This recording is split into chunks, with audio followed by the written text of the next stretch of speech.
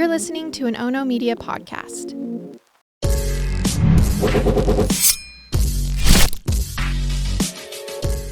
Good morning, and thanks for joining me for Rise in Crime, your morning caffeine hit all about crime.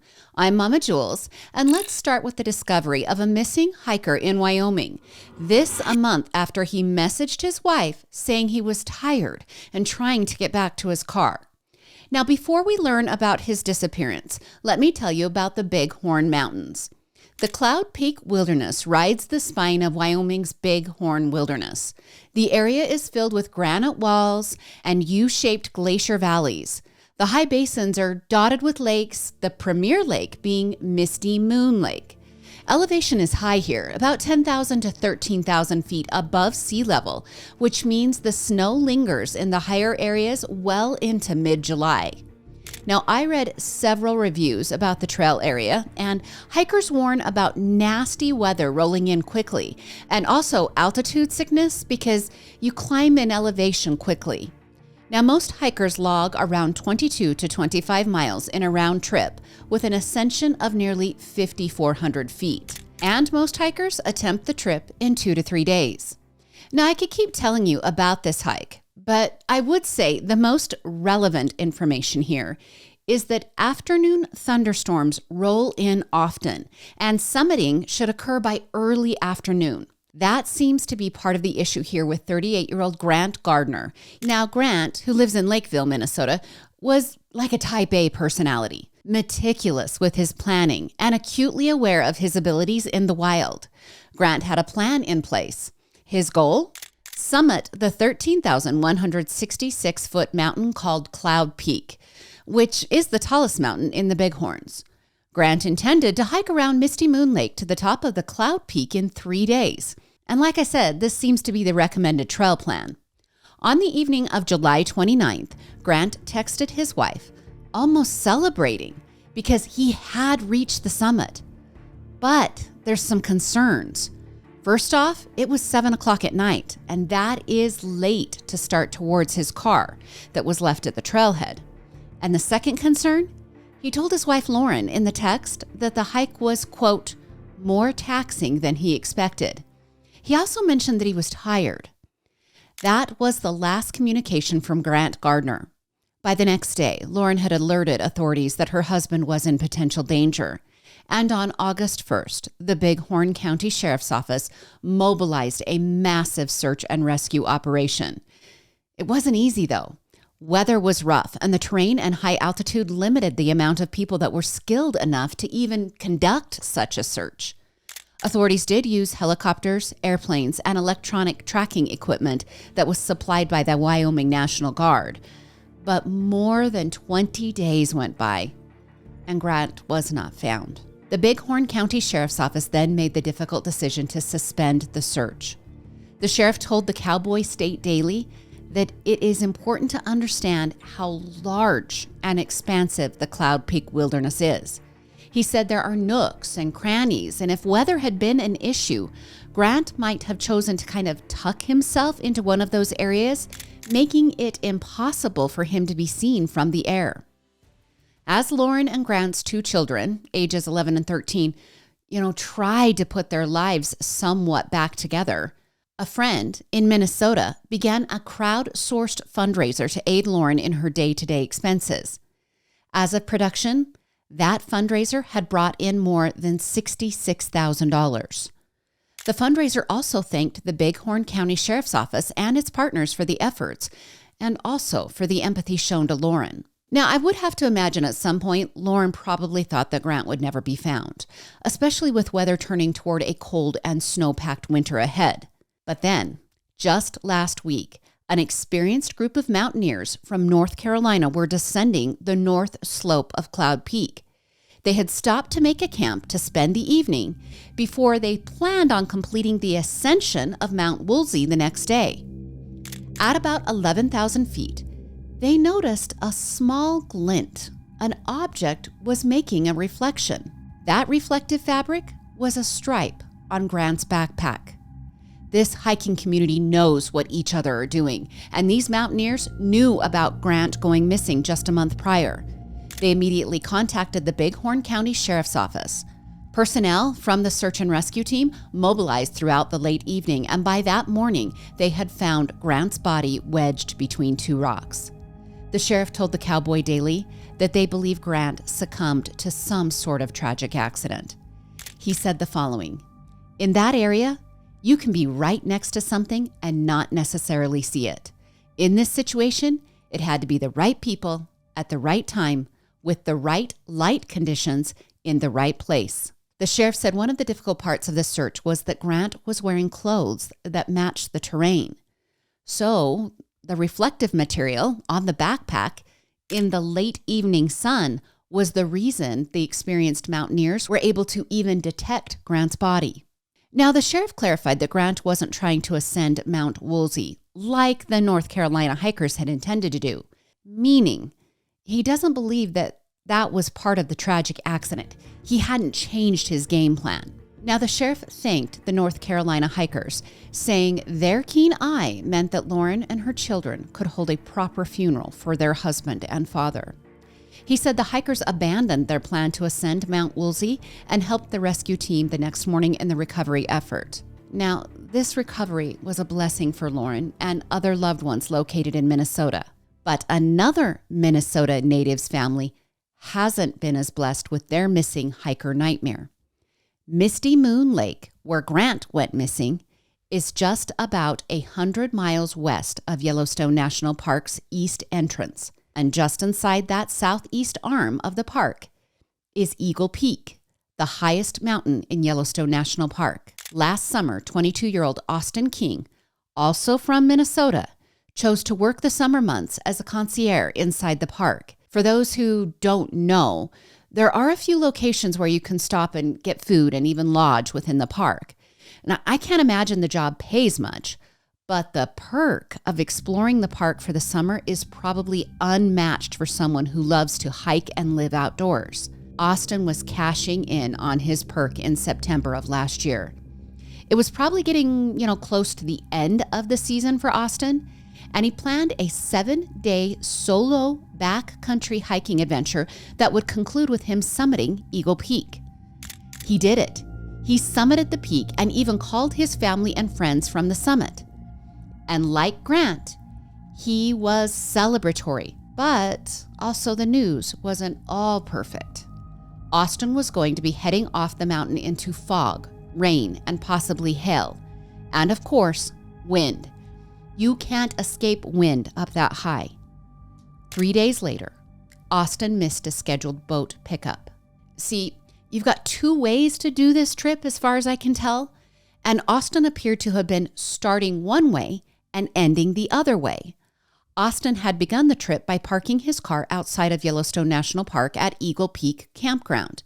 He intended to end the 7-day adventure by using a boat to traverse the southeastern tip of Yellowstone Lake. For the next 11 days, search and rescue used the same resources for Austin as were used for Grant: helicopters, airplanes, drones, and dogs. Except these searchers did turn up something. Quickly, search and rescue uncovered Austin's campsite. They found his personal effects in the upper Howell Creek area, but Austin had not been to that camp for days. Rescuers were working through the snow that had fallen in certain areas, with some drifts measuring up to 6 feet. That storm must have been a nasty one. Austin left a note at one of the posted stations along the route. Here's what that note said: "I can't feel my fingers, and my glasses are so fogged from the ruthless weather of the mountains. I truly cannot believe I am here after what it took to be here. I endured rain, sleet, hail, and the most wind I have ever felt. I could not see Eagle," meaning Eagle Peak, "for most of the day due to the most fog I have ever seen in my life. I free soloed too many cliffs to get here and walked up the peak from the connecting peak. Not the right path. I am 22 years old and I will never forget today for the rest of my life. Life is beautiful. Go out and live it." He then signed the note with his full name. You might find yourself so happy for him, but also shattered knowing he probably died hours after that note was written. During the 11 days, searchers covered about 3,000 square miles, and Austin's body was never recovered. And you don't search in the winter. And winter in this area starts in late September and, early October. It doesn't let off until late June. Austin's family has not given up, though, because over the last 2 weeks, they have renewed a search effort to find his body. A private 20-man team led by professional searcher Bill Dose began their search in late August.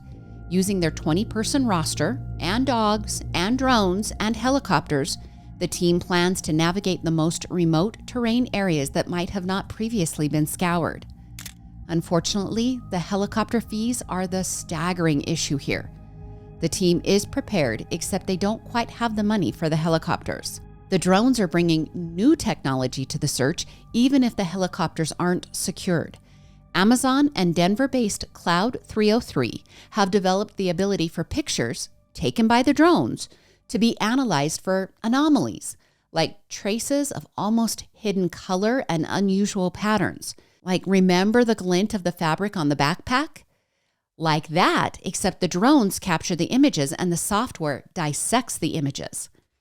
A coworker of Austin's shared with the rescue team that Austin had talked about using an alternate route in case he had to bail on his initial plans.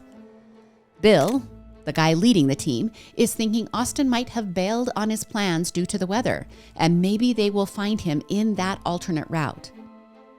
We've got a problem, though.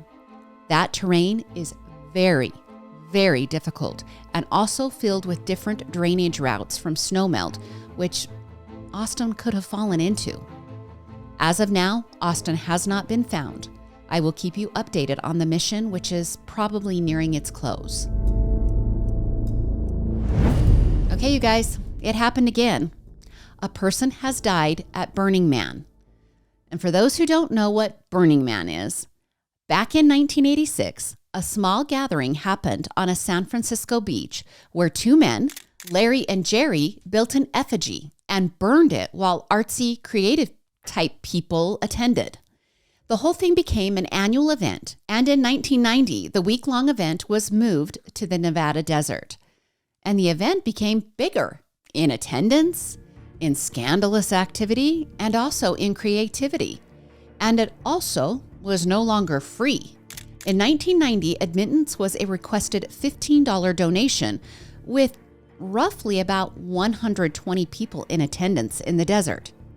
By 2024, the ticket price had risen to anywhere from $225 for a standard admission with those who earned ticket aid, up to $2,500 for the FOMO price.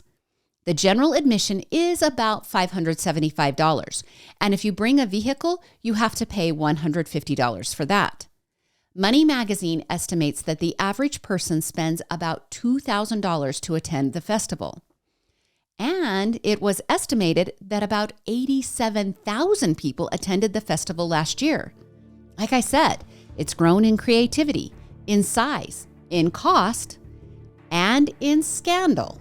And it's also grown in disasters. Back in 2017, a 41-year-old man named Aaron Joel Mitchell fought his way past the safety ropes and the volunteers and also the paid firefighters to reach the flames of the burning effigy, which is lit on fire the weekend of Labor Day.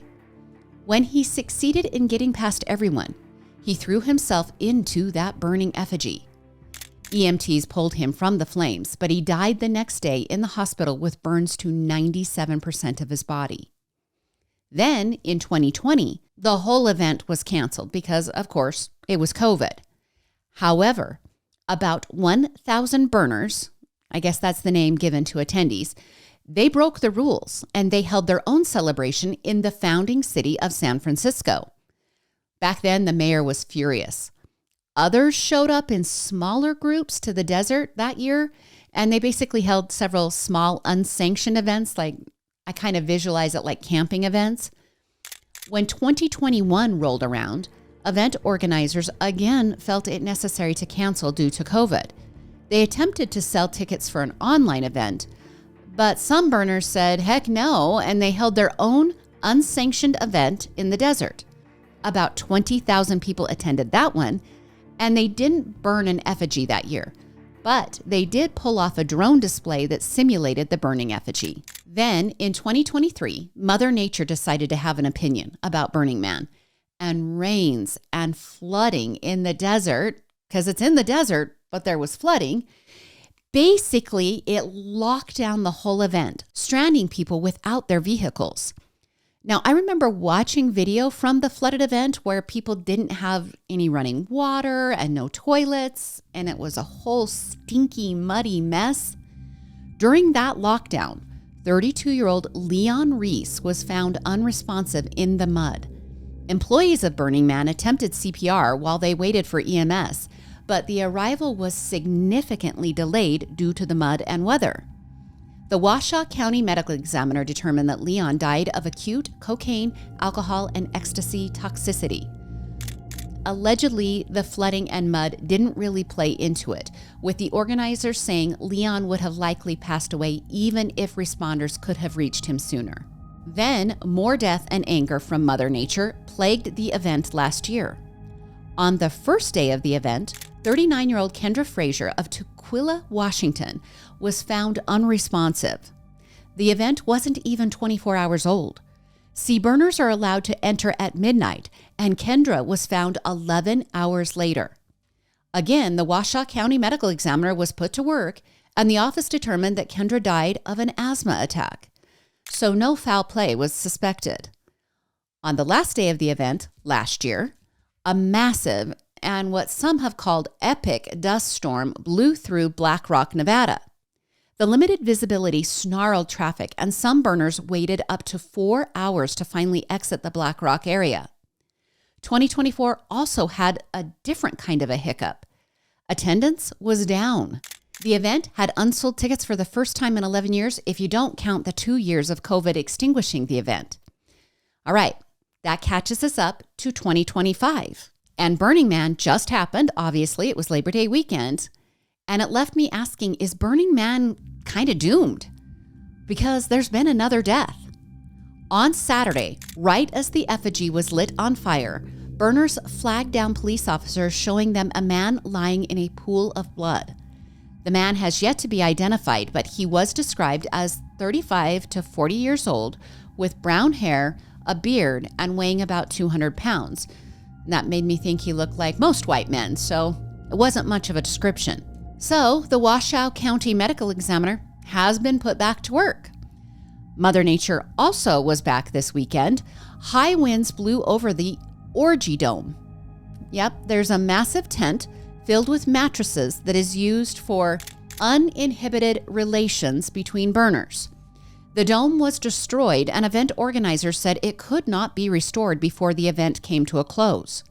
Some burners apparently have attempted to build a much smaller area, but that seems kind of weird to me since legality enforces rules in the Orgy Dome. Like, one of the rules is you have to have a partner to enter the dome, and you also have to sign a waiver. Okay, so I don't know. Who knows? I'm not sure I even want to know, but maybe a new Orgy Dome has been, well, I was going to say erected, but that's probably not a good word to use. Now, the high winds also caused one person to be electrocuted by the electric gates at one of the enter-exit areas, but it does seem to be that person's going to be fine. Like, that person's been reported to be okay. Now, the scandal surrounding Burning Man has concerned law enforcers for years. It's been said the FBI stations participants, so undercover burners, who monitor the event in order to keep some sort of control. All right, you guys, opinions about Burning Man vary widely. Some of you probably think it's disgusting. Some of you probably think it would be fun. Some of you probably think it's an abuse of resources, and some of you probably think the creative aspect is awesome. I will say the effigies are pretty cool. I'd love to hear your thoughts. Let me know in the comments. For our next story, we need to head to a rural community near Lubbock, Texas. On July 11th of 2021, at about 4 p.m., I want you to note that time. At about 4 p.m., police were called to a home in Idalou. Responding deputies found 2-month-old Athena Canellis dead. Deputies spoke to Athena's parents, 33-year-old Adam Canellis and 25-year-old Sarah Mills. The parents were telling responding officers that Athena had been up all night suffering from colic. Adam told investigators that at about 1 a.m., he had fed Athena, then swaddled her and placed her in a rocker in their bedroom in order for her to sleep. All right, just to clarify here, the word rocker is used in all the source material. I believe it's not like a rocking chair that you'd sit in, but like a bouncer or a rocking swing, the electronic kind that goes side to side. Adam said he left Athena in the bedroom and went out to the couch to sleep. He did note to police that Athena was crying when he left her in the rocker and exited the bedroom.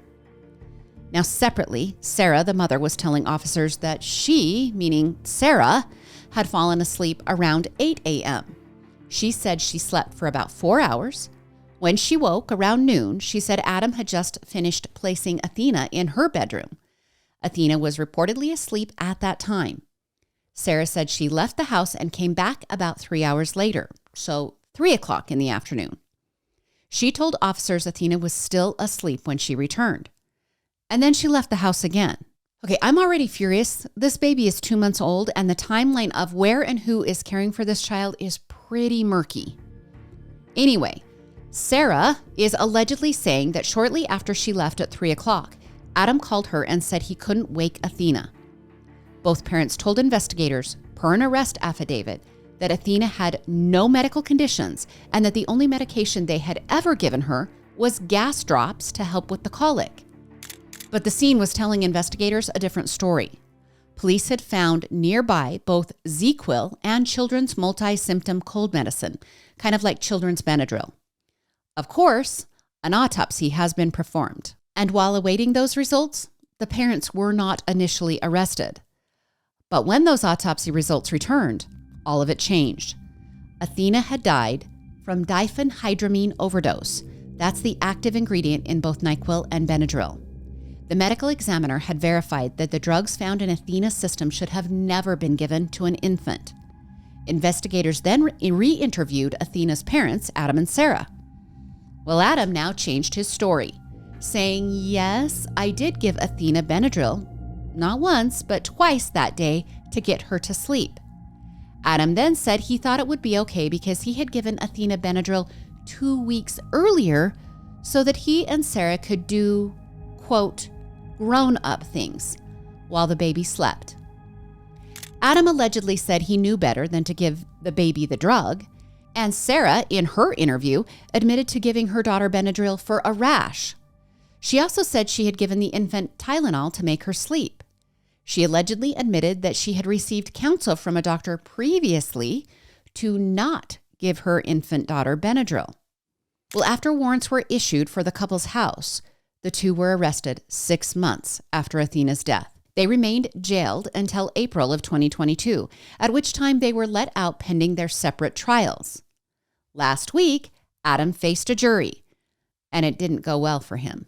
The 3-day trial was highlighted by the adult time defense, as well as a plea to the jury to understand the miscommunications that can happen in a household with 6 kids.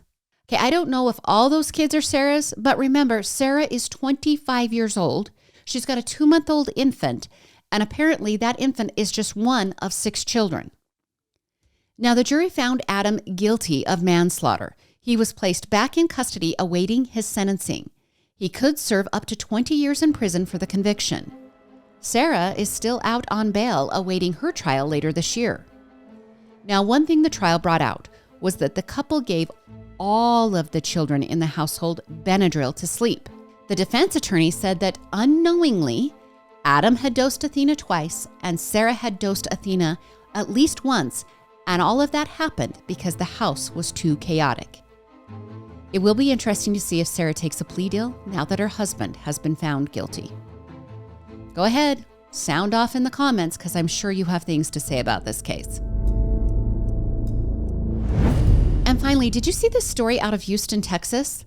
On Saturday night in the East Loop area of Houston, 11-year-old Julian Guzman and his cousin had been hanging out at a family party when they decided to hit the streets to do kid things. They were tired of being with the grown-ups. Do you guys remember being that way? I was a caboose kid, and so I was always around grown-ups. So I loved it when finally got together with my cousins and we were left up to our own devices. And I'm sure that is how these two boys were feeling on Saturday night. Now, the two started to raise very minor mischief by tricking their neighbors. The two preteens had been pranking their neighbors by ringing doorbells and running away. Some people call it a doorbell ditch or maybe a ding-dong ditch. Well, it was late evening at about 11 o'clock when Julian took his turn doing the ding-donging and the ditching. Except this time, a man came out of the house that Julian was pranking and shot the child in the back as he ran away. Witnesses to the shooting alerted EMS, and the young boy was transported to the hospital where, despite efforts and surgery, Julian died on Sunday afternoon. In the early morning hours of Sunday, the man who fired the gun, 42-year-old Gonzalo Leon Jr., was detained and questioned by detectives, but ultimately he was released. During the interrogation, investigators executed a search warrant at the house where the shooting took place, and they collected several rifles and handguns as evidence. On Monday, after reviewing the case, Gonzalo was formally charged with Julian's murder. Prosecutors are also not removing the option of capital murder in this case at this point. However, they have not filed it as one. Texas has some distinct laws about a case like this. See, Texas is a stand your ground state or a castle law state. They're very similar in distinction. Basically, a person can use deadly force if they believe their family or themselves are in immediate danger. The Texas prosecutor told CNN that this Gonzalo guy will not be able to claim stand your ground in the murder of Julian. Now, this might be true for a couple of reasons. Firstly, it's a grown man versus an 11-year-old child. Secondly, Julian was running away, not toward. He was shot in the back as he fled Gonzalo's property. Gonzalo's bond was set on Wednesday for $1 million. As of production time, he was still incarcerated. Knock and run has been around for ages, and that prank is an easy one for, a bunch of preteens to carry out. In a Dallas suburb at the end of July, a man fired shots into a fleeing car after someone banged on his door. This was according to police. That man was arrested on charges of aggravated assault. And back in 2020, 3 16-year-olds were killed when a man rammed his car into their vehicle in retaliation for pulling a ding-dong ditch prank on him. That man was convicted of 3 counts of murder and sentenced to life in prison without the possibility of parole. That happened in 2023. I covered that trial. It was heartbreaking on Rise in Crime, and I was surprised at the varying opinions on if someone can protect their home with deadly force. I'll keep watching this case. I wish I really could tell you more about Julian and also his poor cousin. This will be a lifetime of pain for that young boy. On a lighter note, the last time I covered doorbell ditch crime, it ignited a fury in the comments over what you call this sort of prank. So I went to AI and asked, what are the slang terms for this sort of prank? In America, AI listed ding-dong ditch and doorbell ditch, but also on the list was knock and run or knock-knock zoom-zoom. That was a new one for me, and not one that was brought up last year when I covered that similar case.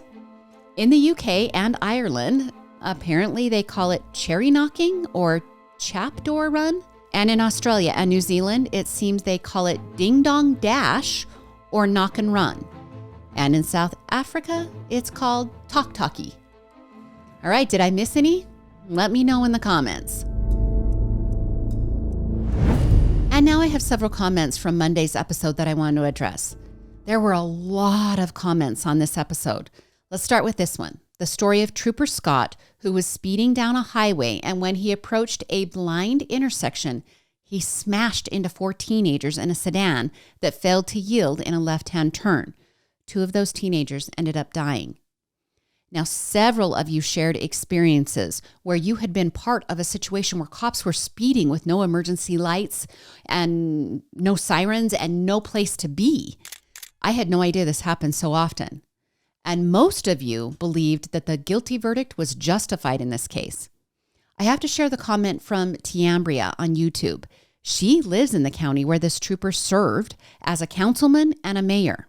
She mentioned that with such a small area, this man, who was probably supported by a loud few, well, he could easily get elected because a lot of positions run unopposed. And then if you are opposed, voter turnout is very low. She believes that only 40 votes were cast in that election. So it's pretty easy to get enough people to vote for you. Then to a different case, the one about the mother who killed her cancer-ridden husband and 2 children and left her toddler to wander among the 4 dead bodies. Now, I had 2 different people say that I didn't understand glioblastoma. That's the cancerous brain tumor that the husband was suffering from and receiving treatment for. All right, I feel like I need to clarify here. I'm not a cancer doctor, and I don't expect to be able to moderate the feelings of a wife who is or should be helping her husband and family through this kind of situation. I won't hijack those feelings from her. But these 2 people seem to think I didn't give enough credit to the fact that glioblastoma is probably a terminal diagnosis. So I looked it up. 5 to 7% survive for at least 5 years post-treatment. Okay, that's a devastating number. But I'm operating under the concept that this man was fighting to be one of those 5 to 7%. And I will say it's pretty disgusting to kill your husband and 2 children and yourself because of such a horrible and bleak diagnosis. Because that diagnosis is horrible. There's Q, she's weighing in. But his cancer was being treated. And clearly miracles do happen. All we have to do is ask the 5 to 7%. I just want to say, if you interpreted my podcast as having no empathy for those dealing with a nearly terminal diagnosis, that was not what I intended. But if the husband was being treated, somewhere there was a belief that life was an option. And always, always, always here at Rise in Crime, I will defend the innocent child. And 2 innocent children were killed here, and 1 was left parentless, siblingless, and with so much emotional repair for the future. Now, for Allison, who asked me to look into this, I did as you asked, and I want you to know from all of us here, we are pulling for you. We want you to be that miracle. And we also hope that you are surrounded with light and love always. And lastly, to all of the people who shared so much love when I mentioned that my father died in a car accident when I was 26, thank you guys. This is my favorite part of this community. I was talking to Peyton and my other daughter Marley about this the other day, and we were recognizing the differences in our podcasts. And one big difference with Rise in Crime is you guys are truly loyal to this podcast. You are loyal listeners, and I really appreciate that. It matters to me that we create a community here. All right, that's your Thursday episode of Rise in Crime. Thank you so much for sharing this with me. Thank you for your case suggestions. Please keep sending them in. And of course, as I always ask, please share an episode with a friend. It's a great way to help the podcast grow. And also, you've been doing it. Please keep going. A like, a follow, a subscribe, a 5-star review is awesome. And the comments, of course, I always ask you for those. Keep those coming for all of the podcasts here at Oh No Media, Murder with My Husband, Into the Dark, and Rise in Crime. Join me again on Monday for more morning crime news. I'm Mama Jules, and keep safe out there.